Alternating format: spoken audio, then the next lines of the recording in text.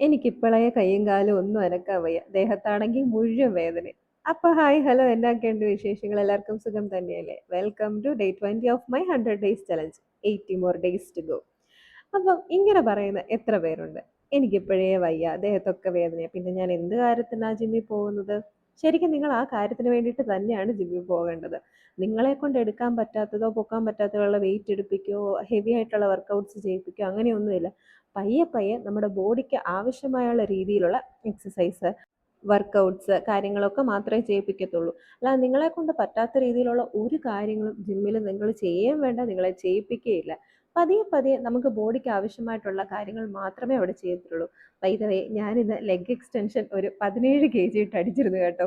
അപ്പോൾ അതിൻ്റെ സന്തോഷം പങ്കുവെച്ചുകൊണ്ട് നമുക്ക് പറഞ്ഞ കാര്യത്തിലേക്ക് മടങ്ങി വരാം. നമ്മുടെ മൈൻഡ് തീരുമാനിക്കുന്നിടത്ത് നമ്മുടെ ബോഡി നിൽക്കും എന്നുള്ളതിൻ്റെ ഒരു വലിയ എക്സാമ്പിളാണ് ഇപ്പം ഞാനിവിടെ ഇരുന്ന് ഈ കാലാട്ടുന്നത്. ഇല്ലെങ്കിൽ ഞാൻ ഒരിക്കലും ജിമ്മിൽ വരികയില്ലായിരുന്നു, ഒന്നും ചെയ്യുകയില്ലായിരുന്നു. നമ്മുടെ മൈൻഡിന് നമ്മളെ കൺട്രോൾ ചെയ്യാനുള്ള ഒരു വലിയ പവറുണ്ട്. എനിക്ക് വയ്യാന്ന് ഞാൻ തീരുമാനിച്ചാൽ എനിക്ക് വയ്യാതിരിക്കാം. എനിക്ക് വെയിറ്റ് എടുക്കാൻ പറ്റത്തില്ല എന്ന് വിചാരിച്ചു കഴിഞ്ഞാൽ എനിക്ക് വെയിറ്റ് എടുക്കാതിരിക്കാം.